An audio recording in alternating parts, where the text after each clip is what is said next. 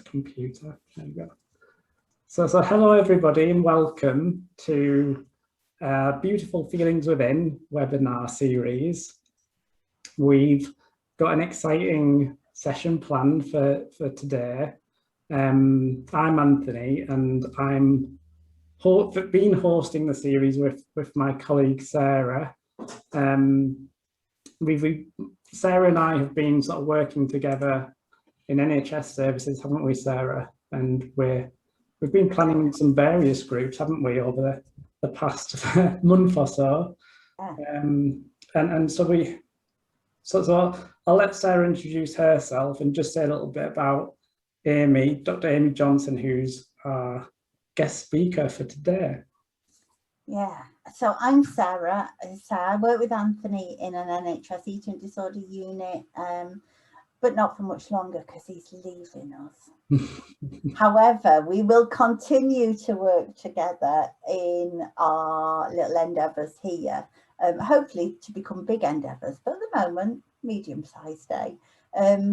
And yeah, I came across Amy several years ago, and I like to call her my friend. Amy maybe does or doesn't like that, but I'm really proud to call her my friend. So Dr. Amy Johnson is, are you ready for this, Amy? I'm not going to do too much because I know you don't like it, but she's author of 2 books, soon to be 3, amazing books. They're on Amazon and they are amazing. She's a founder of the Little School of Big Change, alongside one of the books, which is the Little Book of Big Change, which is, your school is an online school that has helped hundreds, thousands of people with anxiety and habits to kind of move through those and beyond them in a much simpler way than we would normally expect. And she's a social psychologist and a coach. I did my coach training with Amy and it was the most joyous experience. In fact, so joyful I did it twice. And I've learned so much from her. So Amy's here to share the understanding that we've been sharing and that she shares with so many people tonight. I'm going to hand over to Amy. Thank you so much for being here, Amy. Awesome. Thank you guys for having me. I'm really excited. I've been looking forward to this. So we spoke a little before about kind of going through the understanding, whatever that is, right? But given a bit of background context, does that still kind of feel like a good place to go? Yeah, we had some really helpful feedback that said the webinars are great, but what is this understanding? Oh, yeah, right, we forgot that bit. Yeah, that's great. And that's very common, by the way. And I'll just say this for my own peace of mind too, that after I share, you may still say, what the heck are we talking about? So I can't promise to answer all those questions, but I think it'd be great to give a little background into this and a little bit of structure maybe to it and some context, because I do, similar, and it's like we can have these conversations, and you've had some amazing guests already, and you start to get a feel for something. But for everyone, whether you have some background or not, I think it just starts off a little vague. It feels a little vague, it feels like, well, that makes sense, or that sort of resonates, or this sounds familiar in some way. But our mind is in there wanting to figure out, well, what is it that I'm hearing? What is this? And for sure, our mind will sometimes want to figure out, does this have a name? Is it a thing? Like if I, you can come to these webinars, but where else would I study this? And so those are very, very common mind questions. And I think it's helpful to speak to them a little bit, just to kind of help your mind sort of relax and say, you can still just sort of float in and listen to what you're listening to the way you have been so far. So I'll say a little bit, I guess, about, I don't ever usually do this, but I think it could be good to talk a little about the 3 principles, which is an understanding, and it's a sort of, I don't want to say philosophy, although people sometimes call it that, but I just call it an understanding that came about in the 1970s by a man named Sydney Banks. And then I'll kind of put it in my words a little, if that's okay, and sort of share, you know, how that all looks to me and how it comes together with other things that are out there in psychology and spirituality and philosophy and in all kinds of stuff. Okay. So Sydney Banks was a man who lived in Canada, and he was a welder. He was kind of your average guy. He was not a big spiritual seeker, although he did have some interest in some of these topics. So he had read a few books. He went to some workshops with his wife to kind of, this is in the 70s, and to kind of work on their consciousness and to kind of work on their relationship and things like that. But he was kind of just like us. I mean, by no means was he a scholar of anything. He was a welder. He didn't have a lot of education. He didn't even have a high school education. He had been adopted. So he's just kind of your average guy. And so he goes to a workshop in, I want to say 73, maybe 74, with his wife for a weekend. And they did some psychology stuff, you know, they did the kind of stuff where you sit in front of your partner and sort of say what you don't like about them and talk about maybe what you do like about them, and just, you know, all of that sort of processing stuff. And he and his wife didn't feel like they were getting a whole lot out of it. And in fact, they kind of thought they might leave the weekend early. It kind of wasn't what they had been hoping for. But over that weekend, he met a man who happened to be a psychologist, but he was just there on his own. He was just there as part of the workshop as well as an attendee. And he met this man, and in a casual conversation over lunch one day, Sid says to the man, you know, my problem is that I'm just so insecure. I'm just so insecure. That's the root of all of it for me. And he just kind of said this in passing. And the man says back to Sid, just as casually, also just in passing, oh, Sid, you're not insecure. You just think you are. That one little comment, you're not insecure. You just think you are. We could have all heard that. We probably have all heard that around, you know, with maybe different adjectives in there many times throughout our lives. You don't have a problem. You just worry too much, or you're not really this kind of person. You just think you are. But Sid heard that in a crazy, deep, remarkable way. So when he heard that, you aren't insecure, you just think you are, he heard it in a way that completely changed everything. So you can hear, and maybe Sarah and Anthony can share the links I can share with them. You can hear Sid tell this story himself, which is way better than my rendition. But that comment started off this process, this sort of enlightenment process for Sid, where over the next 3 or 4 days, he really saw, wow, I'm not anything. I'm not insecure. I don't have a bad marriage. I don't have any of that. Nobody is anything. We just think we are. We feel our moment to moment thinking. And over the course of the next few days, he barely slept at all for like 3 days. And he just had these massive kind of awakenings as to, you know, to that, basically the fact that we have health and resilience and everything we could possibly ever want as our default. There is never anything that we have to go get. There's never anything that we need to add. Not that it's not helpful at times to work on things or look at things in our life or learn new things, but we don't need anything because it is our nature. It's baked in. We come programmed with it. It's all there all the time. And he, over the years, him or his students started to call this innate health. So we have this foundation, this essence of health, of clarity, of resilience. We are pure love. They're basically, the way I like to say it is, there's just no problem. There's no problem at all. We have everything we need. And as human beings, we live in this constant flow of thought.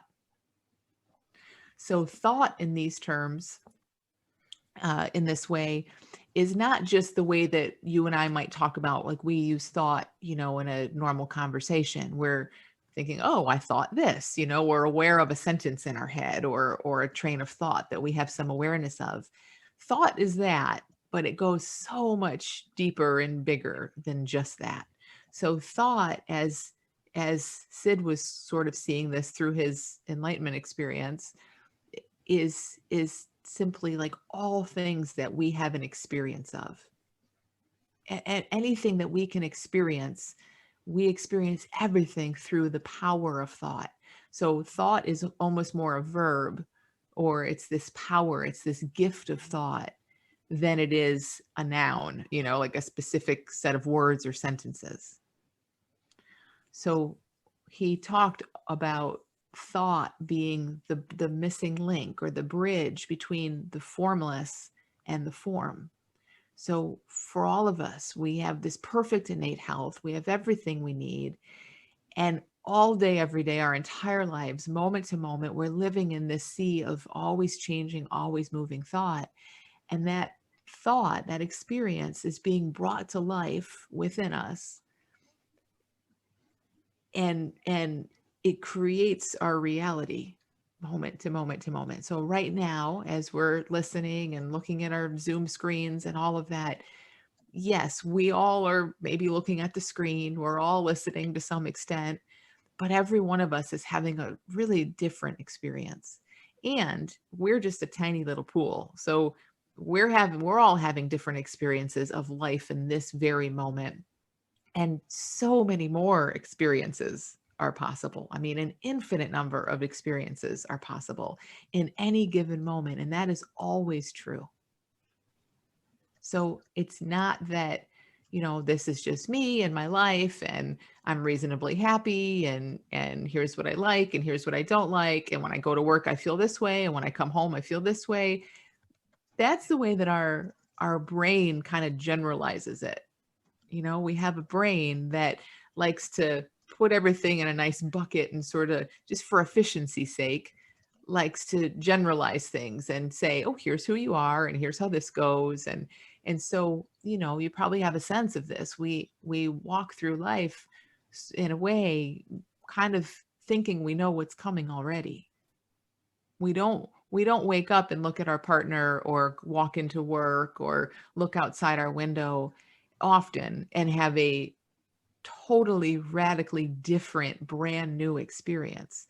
We tend to have experience that kind of fits in a certain range, and that's only because we have a brain that likes to do that. Our brain is just trying to protect us, right? And let us know what's coming and keep us safe. And so it kind of smushes things in a little bit. This is me now, not Sid, by the way, but like it kind of smushes things in a little bit and says, here's how your life goes and here's how what's likely to happen. And to some extent, we sort of live in the confines of that. But what Sid's original insights sort of show us is that we don't have to.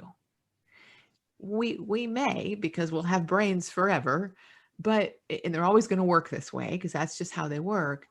But what our mind is giving us, what experience is showing up for us, is just a psychological experience. It's just how our brain is sort of smushing and generalizing and filtering out a bunch of stuff and like giving us this experience in each and every moment.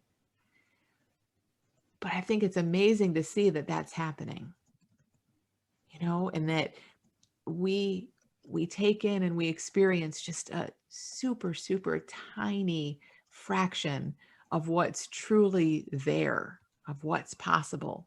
We tend to, again, look in the mirror and see the same thing every day and think, oh, that's me. But that's not me. That's just the me that our mind gives us and spits out at us every day. And just starting to get a feel for this, not understanding how it works. I don't really understand how it works, but just getting a feel for the fact that something like this is happening, that when our mind clears or quiets a little bit, or our mind shifts, our consciousness shifts. And we all know this because we have moods. When you're in a good mood, everything looks a little bit different than when you're in a bad mood. That's just a very everyday minor example of this, right? Now those are just your moods. Again, those are pretty smushed in this little limited range. But if you look at that in an even bigger way, truly any experience is possible in any moment. And we've all felt this at times and experienced this, that we can be caught up in something, we can be seeing life a particular way. And when our mind just sort of falls quiet, our thinking kind of falls quiet for a minute, nothing's changed around us at all, but everything looks and feels completely different. Sometimes we have that just around something in particular, like, I don't know what I'm going to make for dinner. I don't know what I'm going to make for dinner. And then all of a sudden it pops in your head, oh, here's what I'm going to make for dinner. We take that for granted. Like it just happens all the time. Or I don't know the solution to this problem. And then you sleep on it or forget about it and it shows up. Again, that's a very everyday example just to illustrate. But truly, like, we could all look out the window tomorrow and see just amazingly different things. We could look in the mirror tomorrow and see ourselves in totally different ways. And that's because all of that is available. It's all possible. It's all there. But our thinking and our minds just sort of, give us a sort of habitual experience of things. So as we see that more, as we start to get a feel for how this works more, I think what happens is this little narrow range of experience we've been sort of locked into, not really locked into it, but we felt like we're sort of locked into it. We see it. We see that there's a ceiling, we see that there's like, oh, this is just what my mind always spits out. And people begin to sort of soften. All of that looks a little more fluid and a little less solid. So even things like, you're an introvert, you're an extrovert, your kids behave this way, your kid has this issue at school. Well, if you know your kid to have that issue at school, every time you see your kid, you not consciously, but you're looking for what you expect to see. But when we start to wake up to how this works, all of that starts to get like a little looser, a little more fluid. And we start to see, oh, maybe things aren't like my mind tells me they are. And that's amazing. Like, that is so fun. And just, it makes your world so much bigger when we just begin to get a little bit suspicious of the reality that our mind is spitting out at us every day. When we start to say, okay, this is how it always looks and feels for the most part, but I'm onto it. I know that's just my brain and my psychology spitting out a reality. And I also know there's so much more available. We start to see that more that's available and feel things in new and bigger ways. So Sid had his experience and began to share it right away. So in the 1970s and 80s and 90s, and he died in 2009, for 30 some years, he shared this everywhere he went and saw amazing things happen, as we all do. We're, Sarah and Anthony and me and others, we share this too. And it isn't about us, and it wasn't about Sid. There's something that feels so fundamentally true and in a way obvious and simple and common sense in this, that people begin to just relax a bit and wake up to it. And it just does incredible things for people. So, so Sid spent the last 30 some years of his life sharing this everywhere that he could. And he shared it with enough people who then went and shared it with people who are now going and sharing. And we're a few generations into this now. And it's really, really starting to spread. And, in some ways it's not new. In a lot of ways, what Sid saw isn't new, as far as I can tell. And I'm no, perfect scholar of all this stuff either, but people knew, maybe we didn't know, but it's not a mystery that that there's some source, some well of being, Sarah, some source of something in there that people throughout the ages have talked about. I mean, throughout the ages, right? Poetry and philosophers and religions. You can see a sense of this in everything that people have talked about. And so it's not brand new. But I think for me personally, and I studied a lot of those things before I came across the 3 principles, before I came across it in this package. And they were very helpful. It was all very helpful to me. But there was something about hearing it more in terms of how I kind of laid it out, like what's fundamental to us and how our mind works, a little bit about how our mind works to give us the experience we have, that I think just, for me, it made it very practical and tangible. Whereas before it was like, oh, I know I'm a spiritual being having a human experience, but I didn't really know what that meant. I sort of got it conceptually, but it didn't do a lot for me in my everyday life. Oh yeah, I know I'm spiritual and I'm having this human life, but the human life part still felt really solid. I think that's what it is. The human life part still felt like, okay, this is nice. This means there's hope, but I got to work on this human life part. Like my spiritual part, I'm sure that's great, but I got to work on the human life part so I can feel the spiritual part more. And something around this conversation in the last several years, and again, I'm just saying for me, but I've shared it with a lot of people, and I think this is pretty common. It kind of brought those together. It no longer looks like the spiritual me or my essence or my innate health or any of that is some mysterious sort of thing that I'll find out more about when I die, or that I need to meditate for hours to touch that place, or like that's how it looked for me anyway for a long time. And it no longer looks like that. It looks so much, it's like it's infused in everything. It's there all the time, and you can feel it beyond all this busy thinking we have. We can touch it just in little moments, doing nothing special, not in meditation, not in anything like that, but just in your everyday life.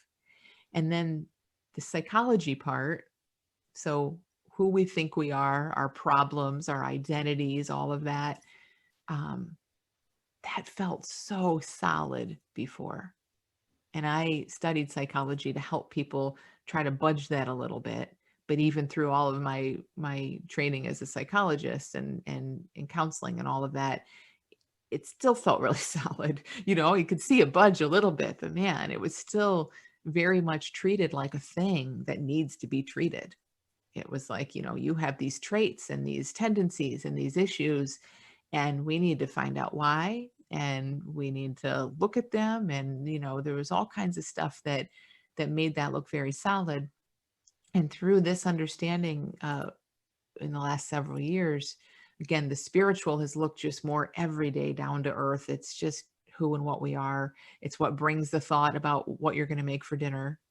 It brings every thought. It's so commonplace. So that has looked more and more just normal and accessible. And then the psychological stuff, what we might think of as what's in the way of our spiritual nature, that has looked more and more fluid and like just thought, just habitual thought. You're not insecure. You just think you are. And maybe you have a brain that every day starts talking about your insecurities. But the more we start to see, oh, that's just how my mind talks. Yeah, it wakes me up every day and it tells me what I should have said yesterday, what I didn't, what I forgot to say on this webinar, and all the things I missed and all the things that didn't go well. If that happens, well, okay, that's how a mind talks. We all have a mind. They all talk like that at times. But you come to just take it a lot less seriously, and not by anything you have to do, just simply by seeing it for what it is. It's like, it's not personal. It's how we all work. Everybody's mind says stuff like that. It says all kinds of nice stuff too. It just says whatever it says. And the less we're taking it personally and as if it's something super meaningful and solid, the less it feels like it is. And that's where I think there's, you know, life has this potential to just get to be so much easier and so much richer, and have a much wider range of what's possible for us. You feel the lows when they're there, but you feel the highs, and your highs get higher perhaps, and your lows feel a little different, a little less personal perhaps, rather than just being in this narrow range of what your mind spits out.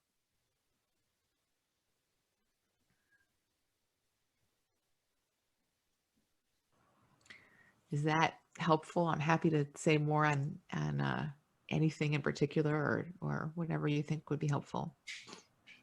I think that's super helpful, Amy. And I guess for some people, I wonder, because this is something that I come across often, those people that say, yeah, but how is that going to help me? I've got this problem, I've got this problem, I've got that, and I've got that, and it's huge. And how is that going to help me? Yeah. Yeah, and I think it comes back to seeing, and this is it's a big thing to see, and it's a hard thing to see sometimes, that as solid as life looks, when we open our eyes or close your eyes and go into your head, either way, like, we all have this feeling of us and our lives and our problems and what we have going for us, and all of that is obvious and like real and solid as that looks.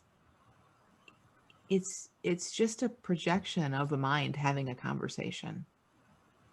It's just how things look in that very moment. And that can be hard to see, because it's a bit of a paradox. At the same time, we're very habitual creatures and our brain is super habitual.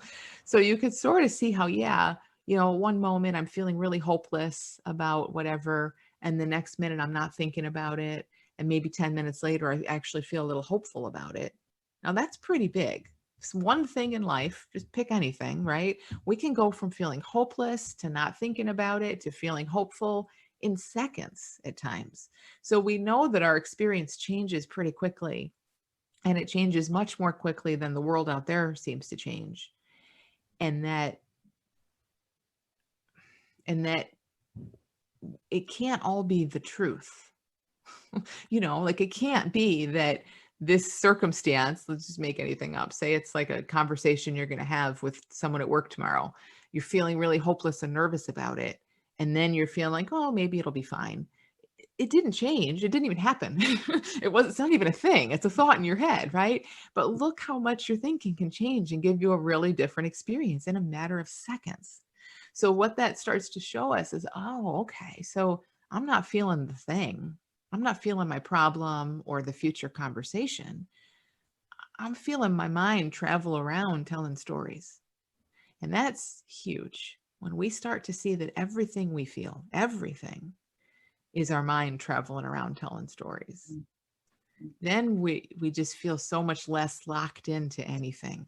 You get a hopeless story, you suffer a little bit, you don't like it, but you kind of start to know, oh, okay, this is just from the low mood I'm in, this is just the story that's showing up.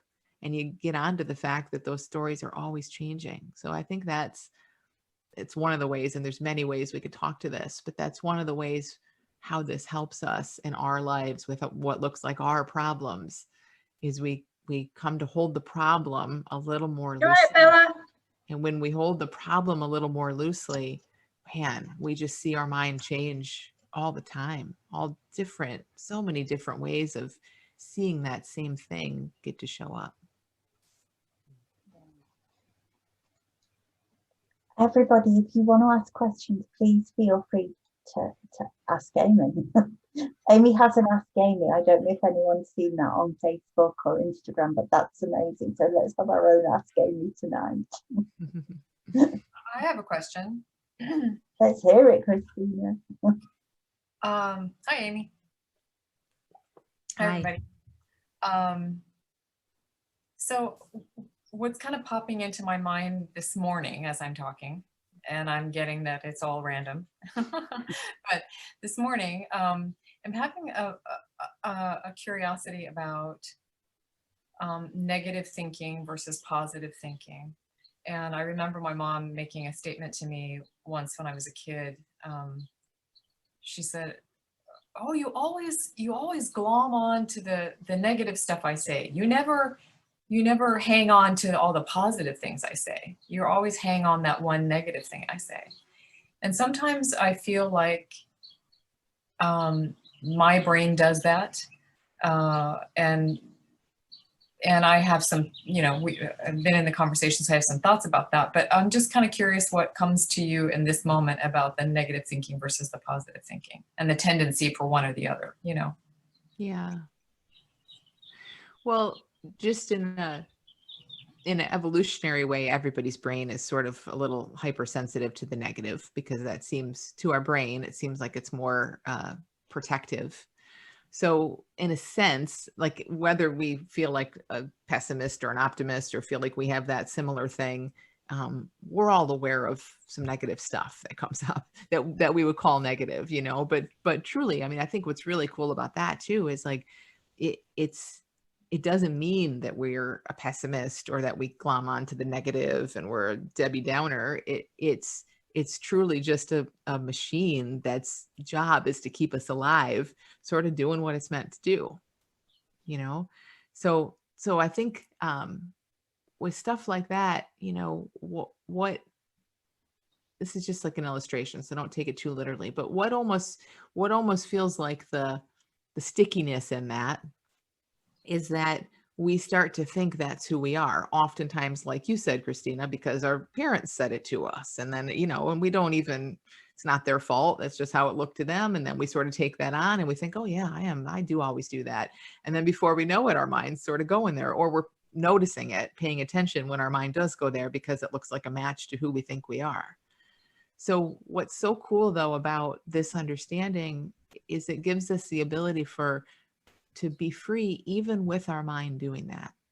And I think that's a huge departure from anything else, like most psychologies I know of and other things that it's like, oh, well, let's get you to think more of the positive stuff. When you notice your mind do that, Christina, go over and fill in a positive thought instead, and then it ends up this big mess of a lot of work. And it reinforces this misunderstanding that your mind going to wherever it goes means something. That it's bad and it means something and it shouldn't be happening. If we're in there trying to fix it, it kind of reinforces that there's something to fix. But what's so cool about seeing this from a higher up sort of place is, yeah, we have machines and they go wherever they go, and it just is what it is. But we come to have a bit of distance from our experience and can see what our mind does with more insight. And then it's like it can sort of go there, but it begins to have a little less of the impact on us than maybe it did before. Yeah, I'm hearing a couple things in that.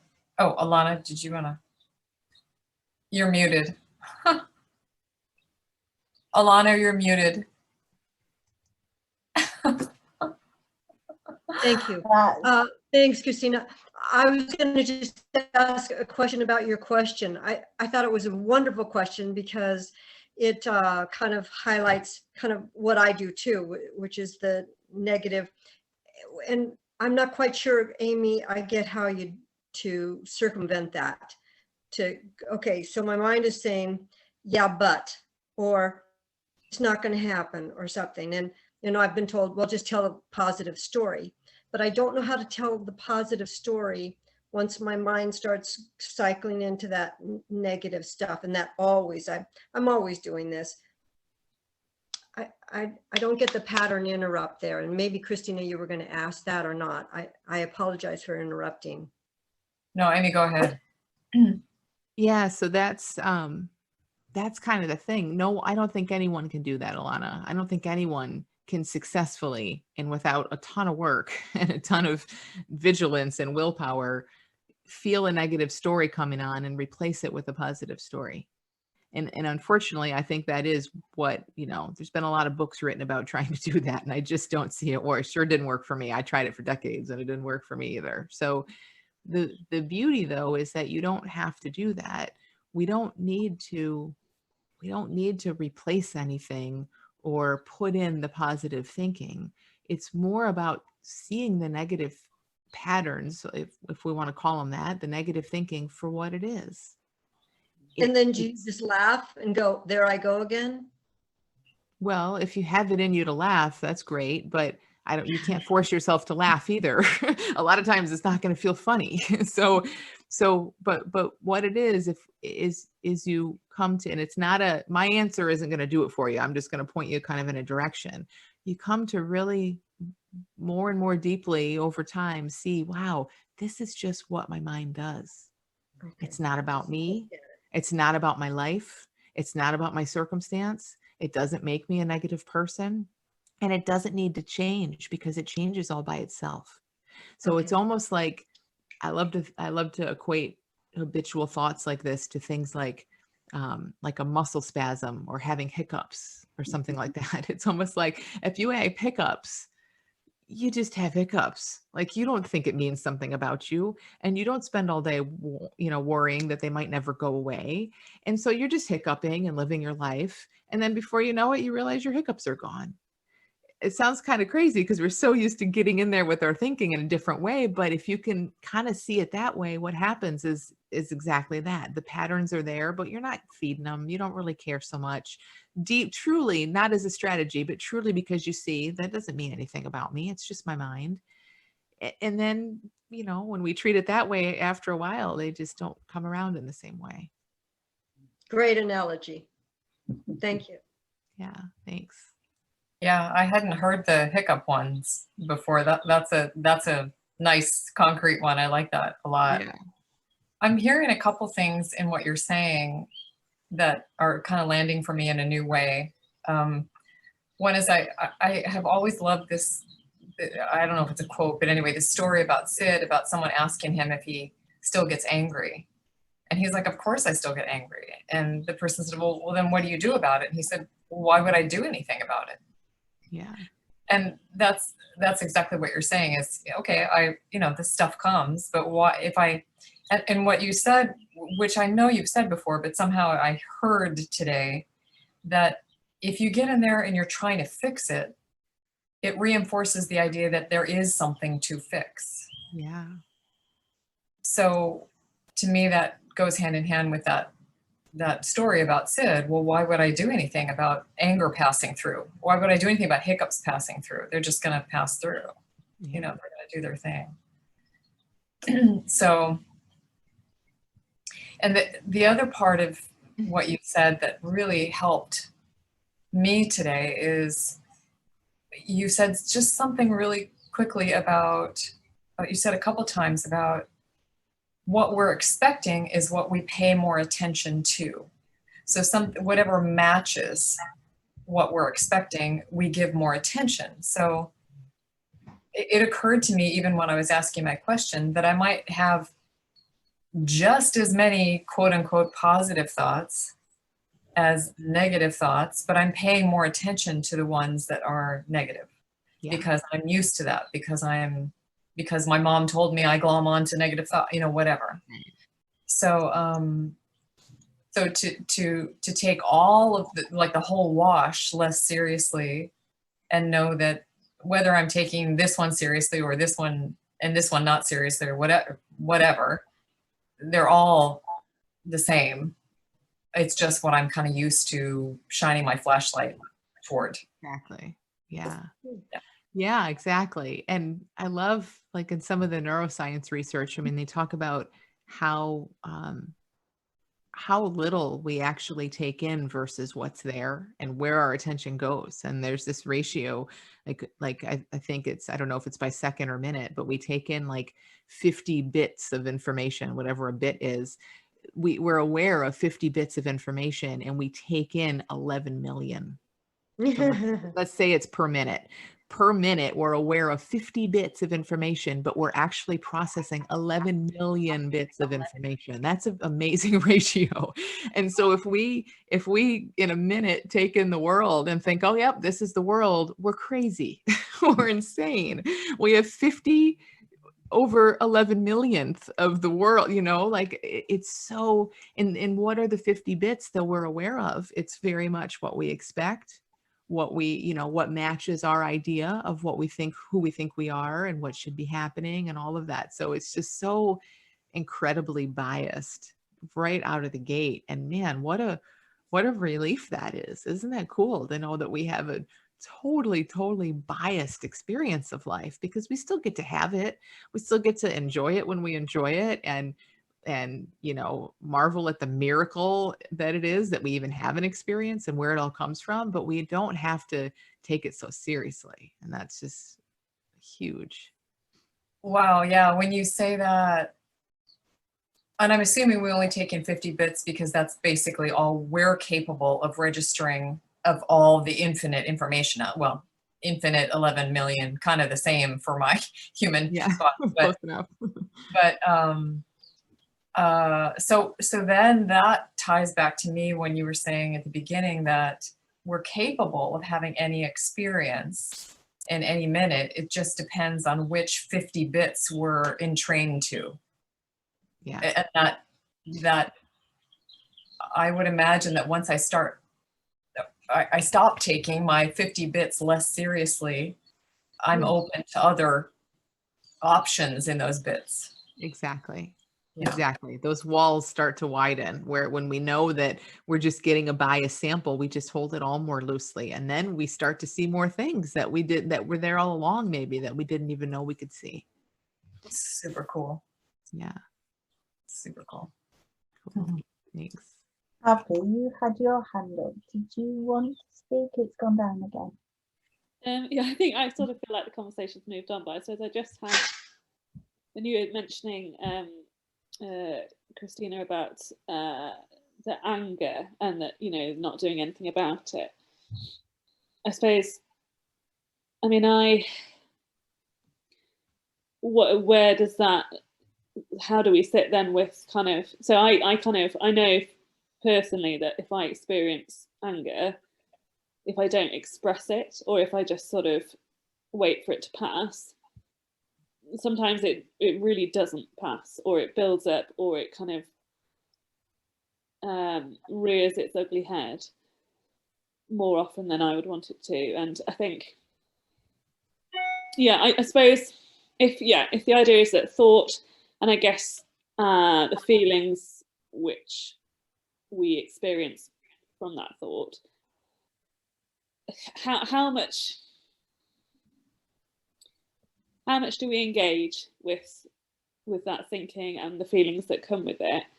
You know, are we aiming to just let it all kind of whoosh past us like a game of Space Invaders? Because I kind of feel like the human experience is in large part kind of engaging with emotions and connecting with that, and yeah, so I suppose I'm not really making much sense, but I just wondered a little bit about that kind of connect. Yeah, no, it makes perfect sense. So it's definitely not about being passive or staying out of it or letting things whoosh by us like Space Invaders.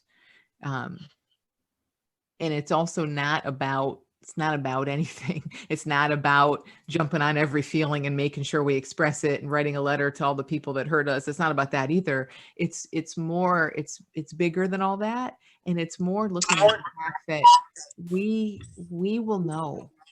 And we might not know that we know. So, you know, like when you're angry, it's not like your mind says to you, oh, you know exactly what to do to release this. But when you're angry in a moment, it might occur to you to scream or yell at someone or say something or go off and be by yourself, or you can just let it come out in different ways. Or it might occur to you to like, oh, I know I'm all caught up and I also feel like this is just going to take care of itself. Who knows? In every moment it's different.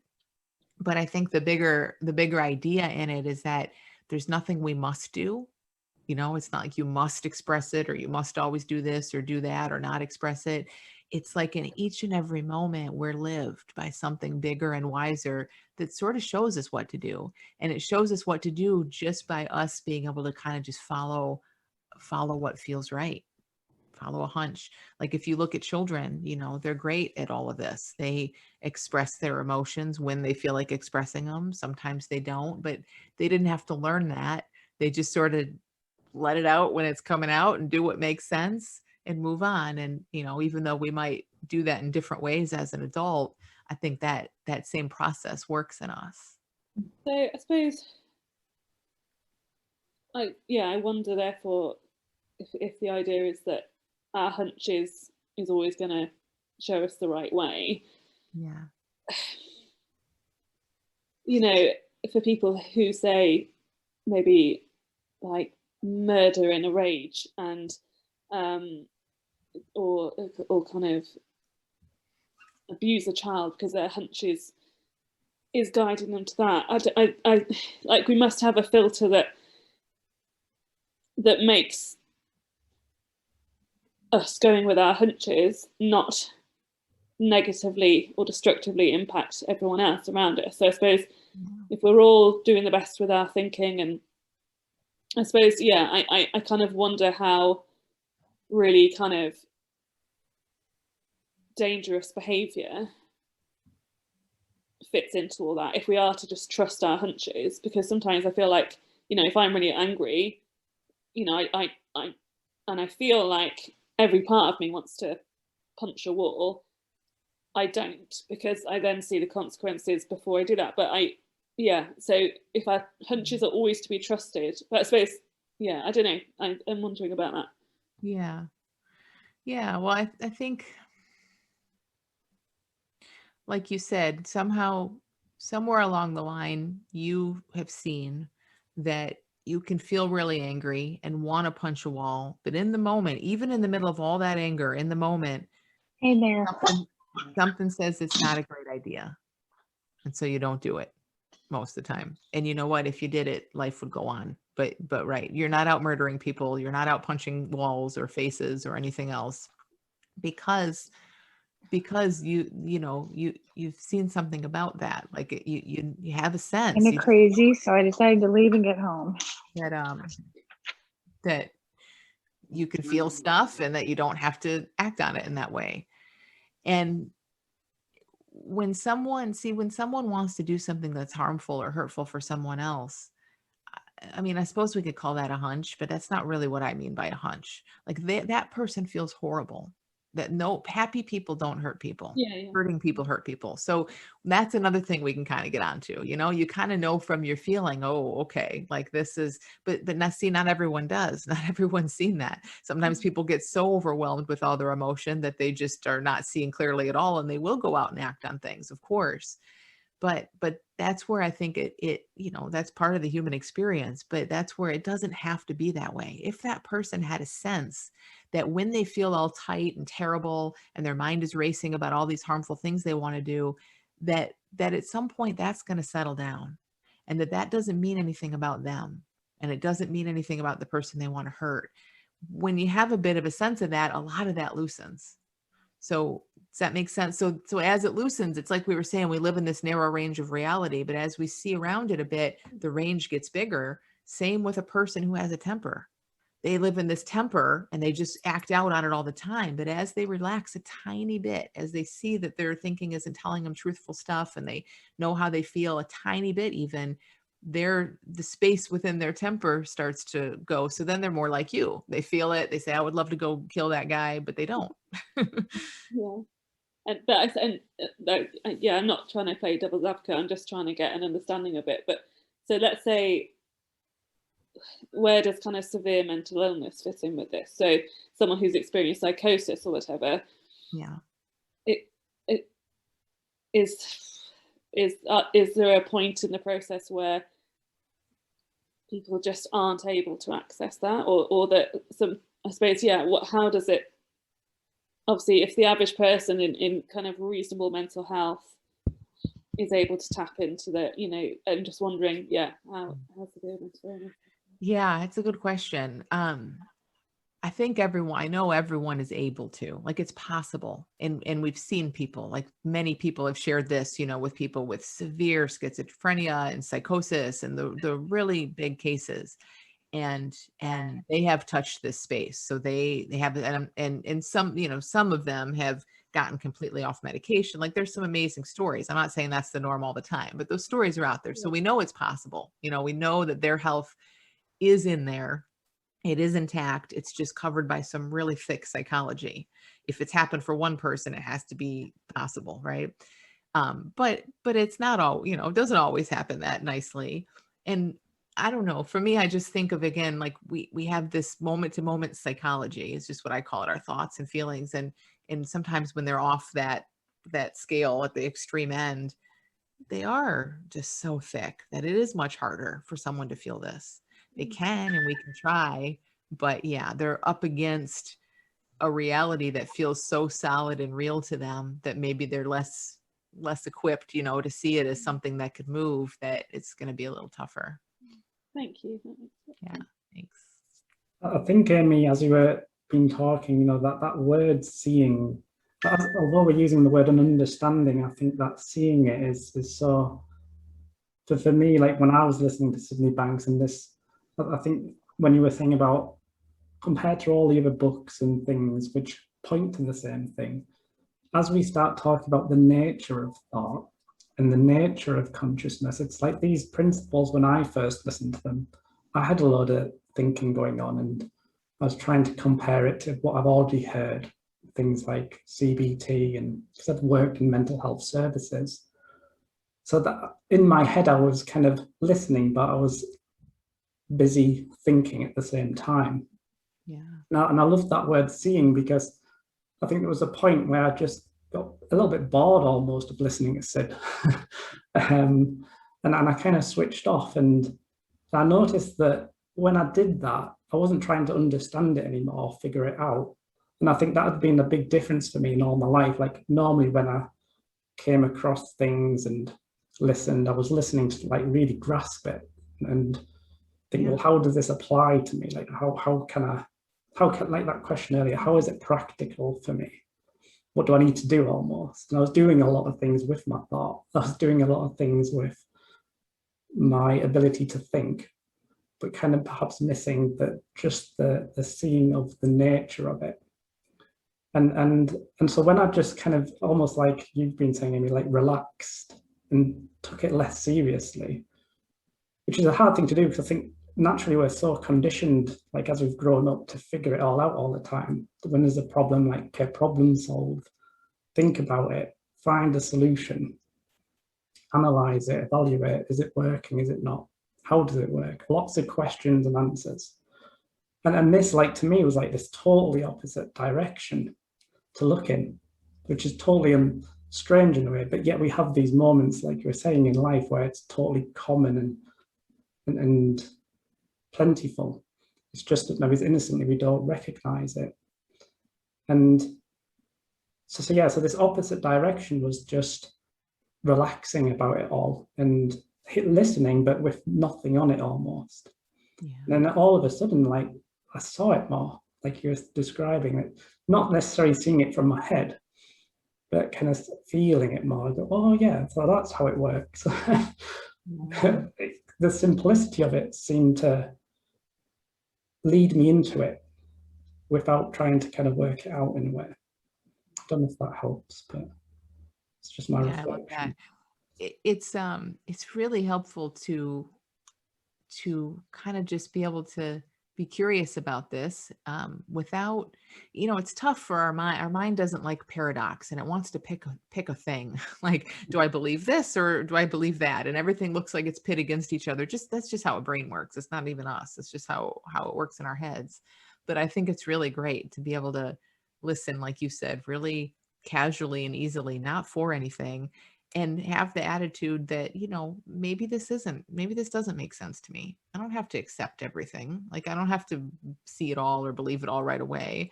If we don't have anything on it, and that's how I was kind of coming to it like, well, if there's little pieces of this that are helpful, I'll take them. That helped me to kind of see the big picture, just like you're saying, you know, rather than being in it with like, oh, this feels like it goes against this. Which one do I pick? So, yeah. And it truly isn't. It's never an either or. Like, we never have to get rid of anything. We don't have to believe anything here or everything here. But yeah, I think when you hang out in it, a lot of stuff just to sort of start to land is pretty simple and obvious.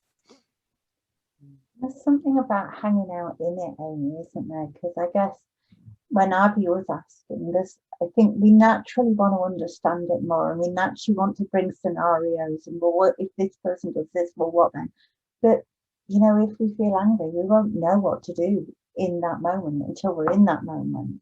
So it's letting it be and not needing to understand another moment until we're in it, because we can't, we won't have the wisdom to deal with that moment until that moment arises.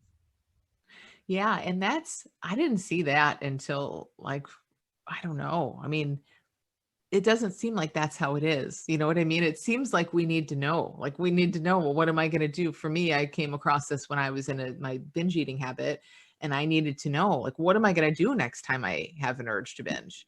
And like you're saying, Sarah, I could not have possibly known that. So all I was doing is just torturing myself outside, you know, in a perfectly fine moment, thinking, what will I do? And what should I do? And what's going to happen? Meanwhile, it's not even happening then, you know, but we can only know exactly in real time. And then, and we can only know in real time. And how awesome is that we always know something in real time? It might not, it might mean you binge or you punch a wall or you do whatever you do. It's not going to be perfect according to your mind, but you're always going to see something in real time.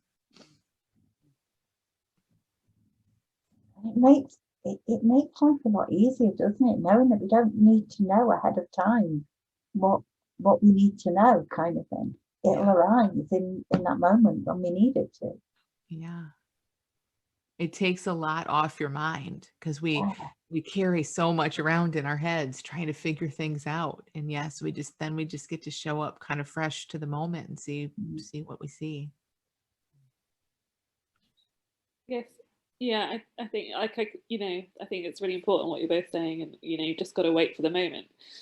But I suppose, like we do, in, you know, in the society we live in, we do have to kind of make plans in advance. And I suppose there are some situations where I don't, you know, so I'm in recovery from an eating disorder, and there's some situations where I don't know if that thing is going to be realistically manageable or not. And I suppose, although it should make it much simpler to think, well, I won't know till that moment, in a way, you also want to prepare yourself a little bit, or make decisions that give you the best chance of having a positive experience, I suppose. So I don't know. Like I love the idea of we only have wisdom for now, and I believe that. But I guess I'll need to be in it a bit to kind of work out how that fits with a life that involves planning, going to see people in a month, or saying yes or no to a dinner in a couple of weeks, which, depending on how I'm feeling at the time, just might not be doable. Yeah, I don't know. It's really interesting. What about even if with your plans, like you're right, we totally plan, and especially where you are, it might feel really helpful and just make perfect sense to plan more than maybe someday you will, right? So what if even with your planning, that kind of comes from wisdom in the moment? Do you know what I mean? It's not like, oh, I have this dinner in 2 weeks, I need to sit down and figure all these 5 things out. It's more like it might occur to you, oh, that dinner's coming up, I wonder what I'll do. Let me think about that for a minute. So that's still wisdom in a moment. It's in this moment about something in 2 weeks, but it's still, I don't know if you kind of feel what I mean. Like it still just sort of spontaneously arises within you, and you go with it if it feels helpful, and you don't if it doesn't.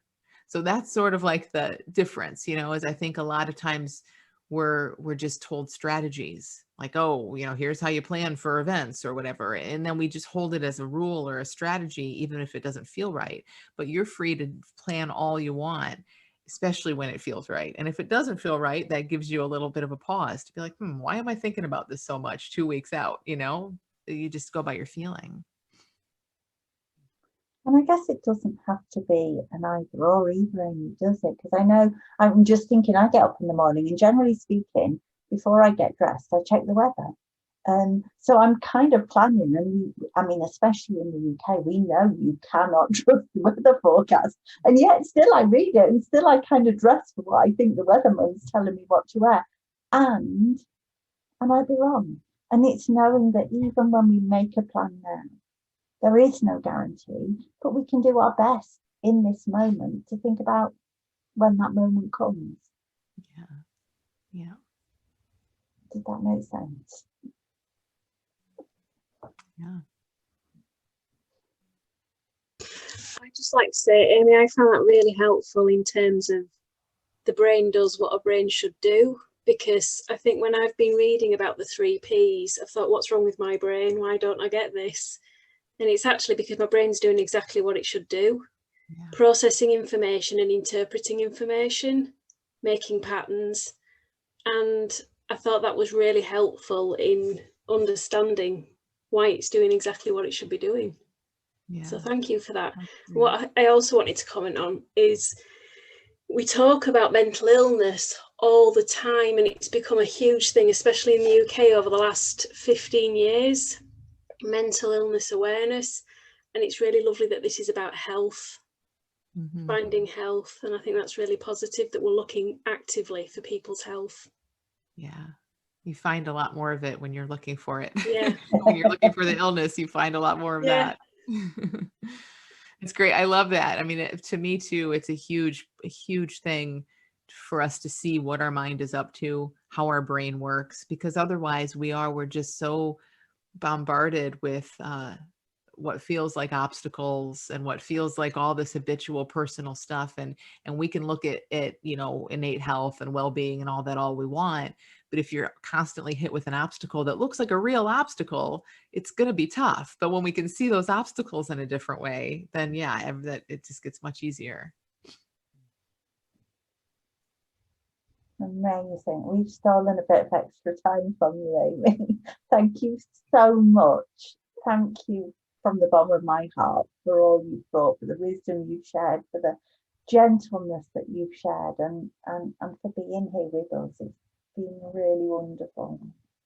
Thank you so much. Thank you guys for your amazing questions, and thank you for inviting me. I love this.